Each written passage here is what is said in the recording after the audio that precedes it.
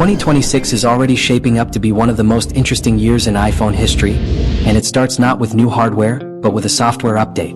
Apple has just released iOS 26.3 Beta 2, and while it might seem minor, it contains clues to some of the biggest changes coming to the iPhone later this year. But what exactly is inside this beta? And why are users and developers buzzing about it?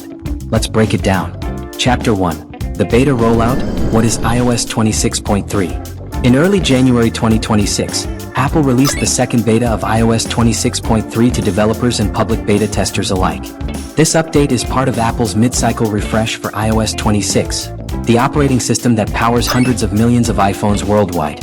Unlike major yearly updates, mid-cycle betas often focus on polish, platform improvements, new tools, and prep work for bigger features down the road. iOS 26.3 Beta 2 doesn't dramatically change the look of iOS. But beneath the surface, Apple is laying the foundation for features that could impact how we communicate, transfer data, and use notifications. Chapter 2. New features and system enhancements. Here's what has been discovered so far. Small blue diamond. 1. RCS end-to-end encryption support messaging. Hidden deep in the code is a reference to end-to-end encryption for RCS messaging, something Apple previously promised would arrive in iOS. This suggests Apple may finally be ready to support secure RCS messaging alongside iMessage, a change that could reshape messaging between iPhone and Android users. 2. Easier iPhone-Android transfer tool.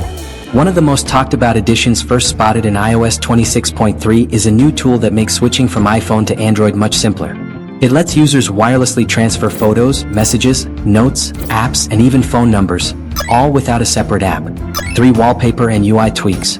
Early betas also showed a redesigned wallpaper gallery with expanded categories, like separating weather and astronomy themes, making personalization smoother and more intuitive. 4. Notification forwarding.